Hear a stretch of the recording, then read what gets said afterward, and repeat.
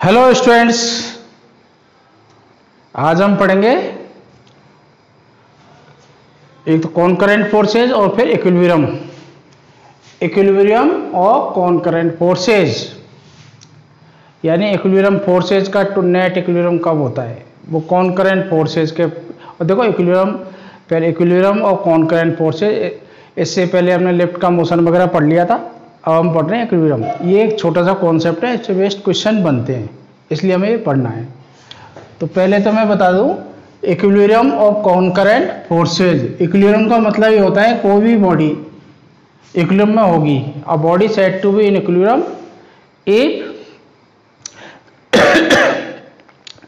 If कोई भी body, a body is said to be in equilibrium if it is in rest, remain in rest. If it is moving, then move with constant velocity. अगर उस पर कोई external force, net external force zero है। कोई body equilibrium में तभी होगी जब वो अपनी स्टेट को चेंज नहीं करे। Body said to be in equilibrium if it does not change its state of motion. इसका मीनिंग ये है वो रेस्ट में है तो रेस्ट में रहेगी, मोशन में तो यूनिफॉर्म वेलोसिटी से मूव करती रहेगी, तभी वो इक्विलिब्रियम में है। इसका दूसरा मीनिंग ये है नेट फोर्स उसका जीरो होना चाहिए। इक्विलिब्रियम का मीनिंग ये है कोई बॉडी इक्विलिब्रियम में है तो रेस्ट में, जैसे डस्टर टेबल पे पड़ा हुआ है तो रेस्ट में रहेगा, अपने आप मूव नहीं करेगा। तो उसमें नेट फोर्स तो लग रहे हैं लेकिन नेट फोर्स उस पर जीरो है। फोर्स तो ग्रेविटी खींच रही है ना mg से नीचे, एक टेबल से टेबल पर रखा है तो टेबल से रिएक्शन मिल रही है, तो नेट फोर्स जीरो हो रहे हैं। जब भी किसी बॉडी पर नेट फोर्स जीरो है, नेट एक्सटर्नल फोर्स जीरो है, तो वो इक्विलिब्रियम में होती है। वो कंडीशन है इक्विलिब्रियम की। अब इसमें एक टर्म आ रही है कॉनकरेंट फोर्सेस। कॉनकरेंट फोर्स वो होते हैं जो किसी बॉडी पर एक्ट होते हैं, किसी भी ऑब्जेक्ट पे एक्ट हो रहे हैं तो उनकी लाइन ऑफ एक्शन पर्टिकुलर एक पॉइंट से पास होती है। जैसे सपोज ये बॉडी है, ये मैं इसका फ्री बॉडी डायग्राम बनाता हूँ। इस पॉइंट पे एक फोर्स इधर लग गया F, एक इधर लग गया F1, ये F2, ये F3, ऐसे कितने भी फोर्स हैं, ये F4। ये सारे कॉनकरेंट फोर्स हैं जो पर्टिकुलर एक पॉइंट पे लगते हैं। कॉनकरेंट फोर्स वही होते हैं जिनकी लाइन ऑफ एक्शन या पर्टिकुलर किसी बॉडी के एक पॉइंट पे लगते हैं, वो होते हैं कॉनकरेंट फोर्स। तो कॉनकरेंट फोर्स से इक्विलिब्रियम होगा। जैसे इक्विलिब्रियम में ऐसे ही तो बोलते हैं नेट फोर्स जीरो कब हो सकता है, इस ऑब्जेक्ट में 5 न्यूटन फोर्स इधर लग गया और 5 इधर लग गया, तो नेट फोर्स इस पर जीरो हो गया। ये रेस्ट में रहेगा, मूव कर रहा है तो कॉन्स्टेंट वेलोसिटी से मूव करता रहेगा। तो ये कॉनकरेंट फोर्सेज वो होते हैं जिनकी लाइन ऑफ एक्शन एक पॉइंट से पास होती है। और इक्विलिब्रियम का meaning net force zero. Equilibrium का कोई भी बॉडी इक्विलिब्रियम में तभी होगी जब उस पर नेट फोर्स जीरो है, यानी अपनी मोशन की स्टेट को चेंज नहीं कर रही है। रेस्ट में है तो रेस्ट में बनी रहेगी, और मोशन में है तो यूनिफॉर्म वेलोसिटी से मूव करती रहेगी। तो इस मेन इसकी कंडीशन जो आपको याद रखना है, a body said to be in equilibrium, a body object भी ले सकते हो, a body said to be in equilibrium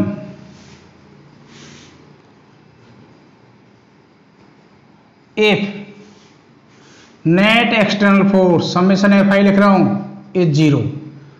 अब समेशन FI का मीनिंग ये है, समेशन FI जीरो का मीनिंग ये निकला, समेशन FI मतलब जितने भी फोर्स लग रहे हैं सबका वेक्टर एडिशन जीरो है। ये वेक्टर है, फोर्स वेक्टर क्वांटिटी है, सबका वेक्टर एडिशन जीरो है, तो बॉडी इक्विलिब्रियम में होगी। अब नेट फोर्स जीरो है तो सेकंड लॉ से F0 तो एक्सलेशन कांस्टेंट, एक्सलेशन जीरो रहेगा। एक्सलेशन जीरो है तो बॉडी रेस्ट में, तो रेस्ट में बनी रहेगी, और मूव कर रही है तो यूनिफॉर्म वेलोसिटी से मूव करती रहेगी। ये आपकी इक्विलिब्रियम कंडीशन है। इसको हम ट्रांसलेटरी इक्विलिब्रियम बोलते हैं। एक इक्विलिब्रियम और पढ़ेंगे, रोटेशनल इक्विलिब्रियम, वो हम 7 चैप्टर में पढ़ेंगे। लेकिन थोड़ा सा आइडिया बताता हूँ कि इक्विलिब्रियम ये पूरा कंप्लीट नहीं हुआ है। इक्विलिब्रियम का हाफ पार्ट पढ़ रहे हैं, ट्रांसलेटरी इक्विलिब्रियम। ये इस तरह से इक्विलिब्रियम है, इस तरह से।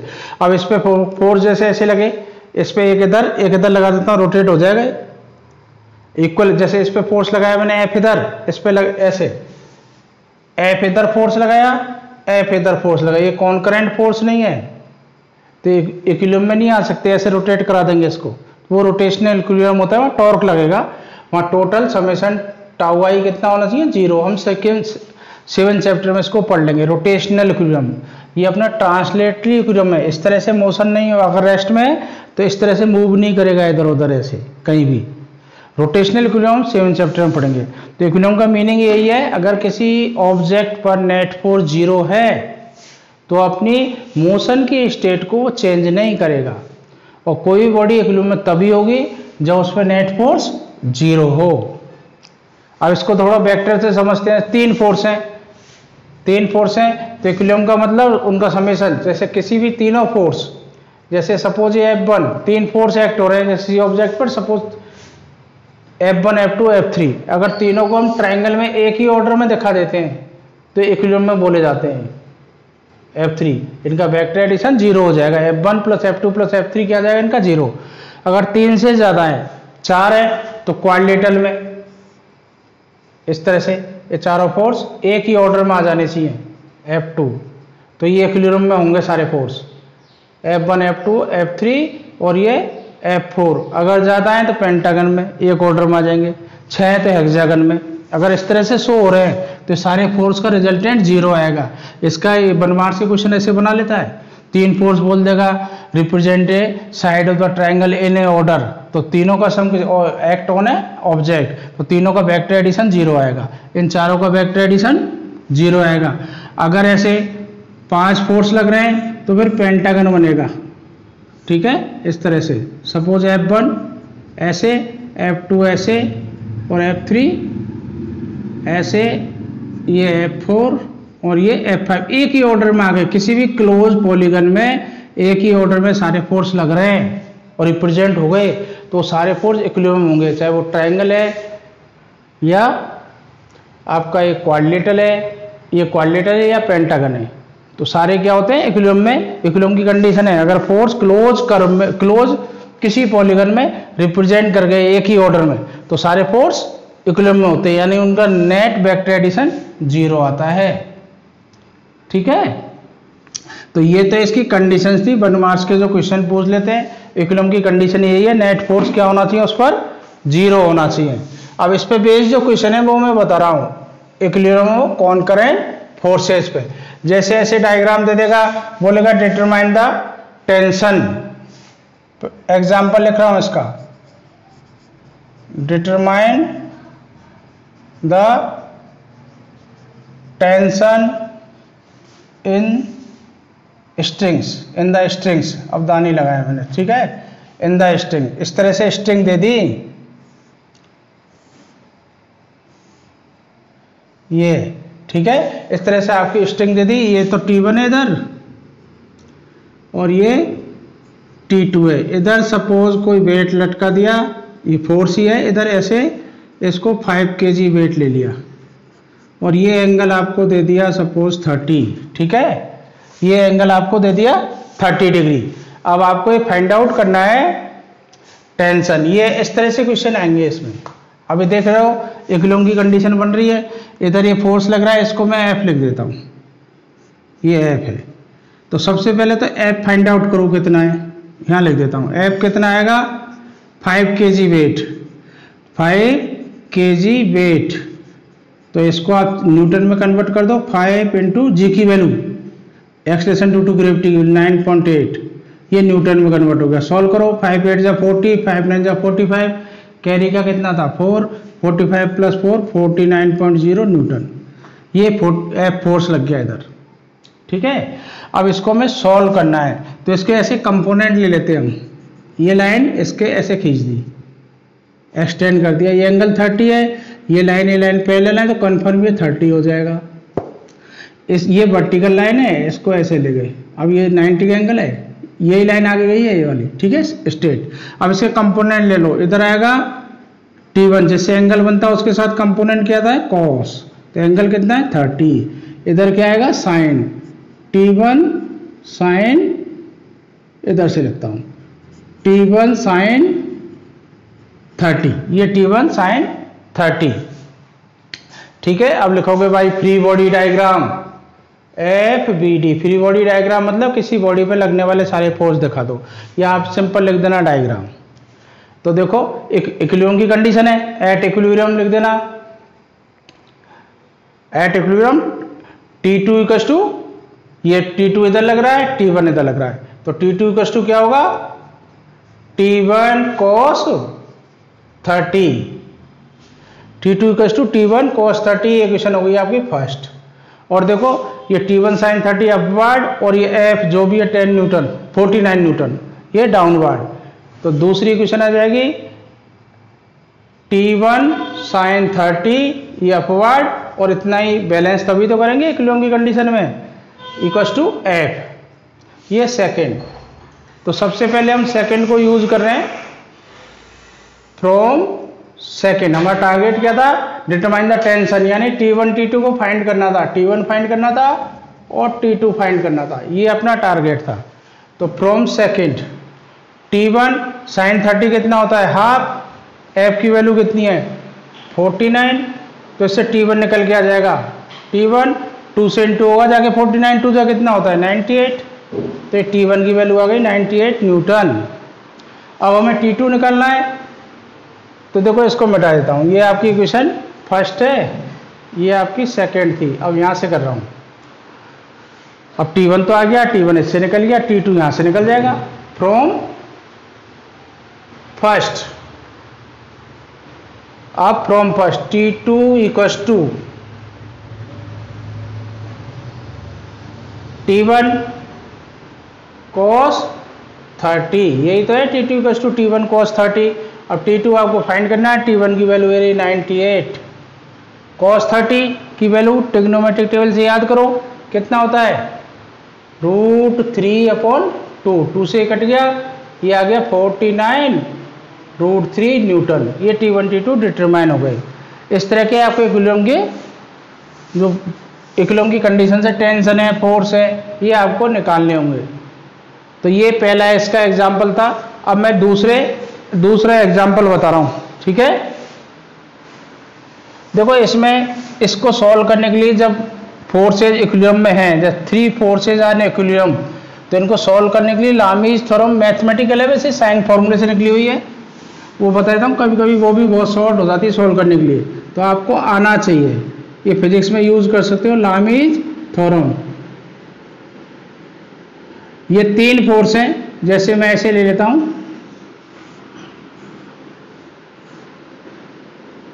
ये सपोज F1 फोर्स ऐसे लग रहा है, ये F2 फोर्स ऐसे लग रहा है, F3 फोर्स ऐसे लग रहा है। अब तीनों फोर्स इक्विलिब्रियम में है, या तो ये बोलेगा 3 फोर्स आर इन इक्विलिब्रियम, या ऐसे बोलेगा 3 force represent the side of the triangle in A order, तो इक्विलिब्रियम में हो गए वो। अब इस F1 इन दोनों के बिटवीन F2 F3 के बिटवीन अल्फा एंगल है, और F3 और F1 के बीच में सपोज बीटा एंगल है, और F1 और F2 के बीच में सपोज ये एंगल गामा है। तो लामीज थ्योरम ये बोलती है, ये फॉर्मूले की तरह आप तो याद कर लेना, F1 अपॉन F1 ये अपॉन, अब इसके अपोजिट इसको छोड़ के इन दोनों के बिटवीन एंगल साइन, उसमें साइन लगा दो, sine alpha equals to F2 upon F2 लिया, तो बाकी 2 फोर्स ये रखे, इनके बिटवीन एंगल कितना beta, sine beta equals to F3 upon F3 ये रहा, तो बाकी 2 फोर्स ये रहे, इनके बिटवीन क्या है गामा। ये फॉर्मूला यूज आता है, लामीज फॉर्मूला बोला जाता है, जो मैथ का फॉर्मूला है, साइन फॉर्मूले से निकलता है, ठीक है। तो आपको तो सिर्फ इतना याद रखना है, इससे डायरेक्ट निकाल सकते हो क्वेश्चन को, नहीं तो कंपोनेंट तो है ही, कंपोनेंट बना के इक्विलिब्रियम में फ्री बॉडी डायग्राम से ले आओ। तो ये लामीज थ्योरम है, ठीक है, इसको मैं मिटा रहा हूँ। अब इस पे बेस्ड कोई क्वेश्चन करता हूँ। अब इसका कोई एग्जांपल लेते हैं, क्वेश्चन वही है, find the tension in the strings, find the tensions in the strings. इस तरह से दे देगा आपको, ये सपोज कोई फ्लोर है, इस पर ये टेंशन इस तरह से 3 फोर्स लग रहे हैं, ठीक है। इसको ले लिया T1, ये ले लिया T2, और ये 1 kg वेट, कुछ भी वेट ले लो, मैं 1 kg लिख देता हूँ, ये 1 kg वेट, ये बुक के ही क्वेश्चन है जो एग्जाम में आपको स्कूल एग्जाम में दे दिए जाते हैं। ये 1 kg वेट इधर लग रहा है, ठीक है, ये फोर्स है एफ लिख दो। अब ये स्ट्रिंग हो गई, इसमें टेंशन पूछ रहा है वो। अब इसके एंगल भी देगा, ये 90 और ये 150 डिग्री, ठीक है। अब लामीज थ्योरम आपको लगानी है तो T1 upon this angle upon sine और T2 अपॉन दिस, तो ये एंगल आपको निकालना पड़ेगा। तो ये एंगल कैसे निकलेगा, सबका सम कितना होगा 360। तो ये सपोज थीटा है, तो थीटा कैसे निकालोगे, थीटा इक्वल्स टू 360 माइनस इन दोनों का सम 150 प्लस 90, इन दोनों का सम 360 से माइनस करोगे ये आ जाएगा। तो देखो 360 माइनस कितना हो गया ये 240। अब 360 माइनस 240 माइनस हुआ तो कितना आया 120, ठीक है। तो ये एंगल कितना आ गया 120 डिग्री, ये 150 डिग्री 90 डिग्री। ये तो आप कैलकुलेशन कर लोगे, 10th क्लास तक ही है। अब मैं लामीज से इसको सोल्व कर रहा हूँ। तो लामीज आपकी यही तो बोलती थी F1 अपॉन साइन एल्फा, यानी F2 और F3 के between angle, F2 upon sine beta F1 और F3 के बिटवीन एंगल, और F3 अपॉन साइन गामा, ये गामा एंगल F1 F2 के बिटवीन। तो हम देखो T1 के लिए देख रहे हैं पहले, by Lami's theorem T1 upon लिख देना by Lami's theorem, T1 upon T1 era, बाकी के दो ए रहे। अच्छा इसको भी सॉल्व कर लो। 1 kg वेट, इसमें G ऐसा करना है, G रहेगा थोड़ा, G 10 metre per second square ले लेता हूँ, ठीक है। तो 1 kg weight 1 into G, G की वैल्यू 10, ये 10 न्यूटन हो गया। ये F की वैल्यू, F मीन्स यहाँ F3 हो रहा है, वो F लिख देंगे हम। तो T1 upon sine 150 equals to, ये लामीज थ्योरम से कर रहा हूँ, कंपोनेंट लेके भी हो सकता है। T2 अपॉन T2 एरा, ये एंगल कितना है 120, तो साइन 120 इक्वल्स टू, इसका नाम हमने F दे दिया है, F अपॉन इन दोनों के बिटवीन एंगल साइन 90। अब देखो सोल्व करते हैं। T1 आपको फाइंड आउट करना है, T1 अपॉन साइन 150 को आप ऐसे लिख सकते हो साइन 90 प्लस 60, T2 इसको लिख सकते हो साइन 180 माइनस भी लिख सकते थे यहाँ, साइन 180 माइनस 30, ऐसे चाहो तो। ये 90 प्लस 60 150 है, दोनों ही बातें हैं, ट्रिग्नोमेट्री में आपने पढ़ा होगा।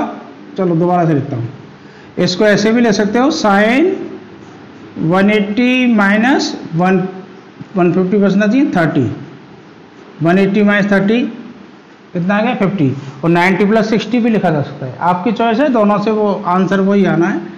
T2 अपॉन इसको लिख सकते हो sine 180 minus 60 equals to F की वैल्यू कितनी है 10, F की वैल्यू दी 10 अपॉन साइन 90 होता है 1। अब इसको फिर सॉल्व करो, T1 अपॉन साइन 1 पाई माइनस थीटा, साइन थीटा होता है, तो ये हो गया साइन 30, ये फॉर्मूला है आपका, यह लिख देता हूँ sine pi minus theta equals to sine theta, ये वाला फॉर्मूला यूज किया है। सेम ये फॉर्मूला यूज होगा T2 अपॉन ये क्या बचेगा साइन 60 इक्वल्स टू ये 10 अपॉन 1। अब एक एक करके निकाल लो, पहले T1 के लिए दिस इक्वल्स टू दिस कर दो, तो T1 अपॉन साइन 30, एक बार लिख देता हूँ साइन 30 इक्वल्स टू 10, तो T1 इक्वल्स टू कितना आएगा 10 इंटू साइन 30। अब साइन 30 की value, yes sine 30 1 upon 2 that is 5, ये न्यूटन। अब T2 इन दोनों को इक्वल कर दो, तो देखो डायरेक्ट लिख दूं, चल लिख देता हूँ एक बार, T2 साइन 60 इक्वल्स टू 10, तो T2 कितना आ जाएगा 10 साइन 60, तो ये हो गया 10 साइन 60 कितना होता है √3/2, तो इसको सॉल्व करोगे कितना आ जाएगा 5√3 न्यूटन। ये सॉल्व हो गए, ठीक है। अब इसको कंपोनेंट लेके भी आप कर सकते थे, बताऊं क्या उससे, कंपोनेंट लेके करते हो, ये तो लामीज से किया है तो बता देता हूँ आपको। वही सेम। अब इसमें कभी कभी लामीज बहुत हेल्पफुल हो जाती है, यहाँ तो वो एक ही बात रहेगी,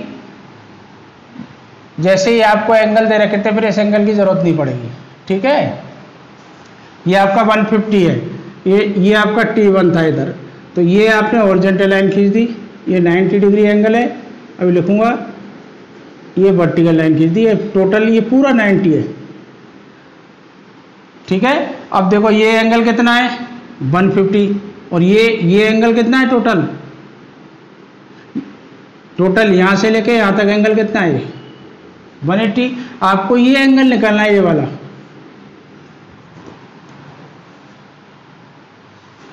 यहां से यहां तक कितना है, दो तरीके से निकाल सकते हो। देखो यहां से यहां तक कितना है 150, ये एंगल कितना है 90, ये तो 90 है, परपेंडिकुलर लाइन है ये 90, तो 150 माइनस 90 कितना बचा 60, तो ये एंगल कितना आ गया 60। ठीक है, ये एंगल आ गया 60। अब देखो इस समझता आ गया, ये पूरा एंगल कितना है 150, ये एंगल कितना है 90, तो ये एंगल कितना बचेगा 150 माइनस 90 60 डिग्री। अब इसके कंपोनेंट ले लो, इस लाइन को इधर भी ले आओ, इसको तो मिटा दो। अब देखो ये इस एंगल की भी आपको जरूरत पड़ेगी, ये एंगल आपने अभी निकाला था ना टोटल सम करके 120, यहां से यहां तक एंगल कितना था 120, अब 120 में से 90 माइनस कर दोगे तो ये एंगल कितना आ जाएगा 120 माइनस 90, ये आ जाएगा 30। ठीक है, अब देखो आपको कंपोनेंट ले रहा हूं T2 को इधर, T2 का इधर क्या आएगा, ये एंगल है 60, T2 cos 60, और इधर T2 का क्या आएगा T2 sin 60।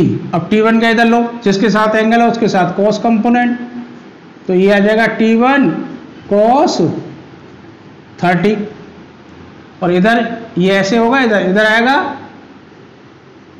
T1 sin 30, ये लिखा है मैंने T1 sin 30, ये T1 का कंपोनेंट।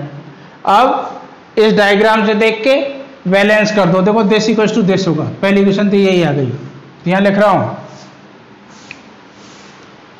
यहां लिख देता हूं, ये हो गया। देखो इससे जो आंसर लिखे निकले ना T1 5 न्यूटन, यहां लिख देता हूं T1 5 न्यूटन निकला, ये सेम आएगा इसलिए मैं लिख रहा हूं इनको, आपको याद रहे। T2 5√3 न्यूटन, ये लामीज से निकाला था, अब हम कंपोनेंट लेके निकाल रहे हैं। तो देखो why free body diagram this equals to this, तो ये लिखोगे T1 cos 30, ये इधर लग रहा है फोर्स, ये इधर लग रहा है, इक्विलिब्रियम की कंडीशन है, तो T1 cos 30 equals to T2 cos 60। ठीक है, अब cos 30 की वैल्यू लिख देता हूं पहले यहाँ, फिर नंबर इक्वेशन का नंबर फिर डाल देता हूं। cos 30 √3/2 T2, cos 60 1/2, तो देखो ये कट गया 2 से 2, तो ऐसे आगे लिख देता हूं √3 T1 इक्वल्स टू T2, ये आ गया, ये इक्वेशन मैंने फर्स्ट लिख दी। इसका cos 60 की वैल्यू 1/2 और cos 30 वैल्यू √3/2। अब देखो ये दोनों ऊपर लग रहे हैं, और 1 kg वेट मीन्स 1 × 10, जी की वैल्यू इसमें 10 ले ली, 10 न्यूटन नीचे लग रहा है। ठीक है, तो ये दोनों T1 T2 sin 60 this plus this equals to this, ये आएगा T2 sin 60 प्लस ये दोनों फोर्स अपवार्ड हैं T1 sin 30 इक्वल्स टू किसको बैलेंस कर रहे हैं F को डायरेक्ट लिख दिया मैंने 10 न्यूटन, छोड़ दो, इसको सॉल्व करेंगे अभी। sin 60 कितना होता है √3/2 प्लस T1 sin 30 कितना होता है 1/2 इक्वल्स टू 10। अब 2 कॉमन लेके यहाँ पहुँचा दो, ये 20 हो जाएगा, तो ये हो गया T2 √30 plus T1 equals to 20, ये इक्वेशन सेकेंड हो गई। अब आपके पास दो ही वेरिएबल है T2 और T1, सॉल्व कर लो फर्स्ट और सेकंड से एक साथ कंबाइन करके सॉल्व करते हैं। तो देखो T2 की वैल्यू इसमें रख दो, यहां लिख रहा हूं फ्रॉम फर्स्ट एंड सेकंड, यानी T2 की वैल्यू सेकंड में रख दो, तो यह आया T2 √30 प्लस T1, एक वैल्यू रख देते हैं डायरेक्ट ही।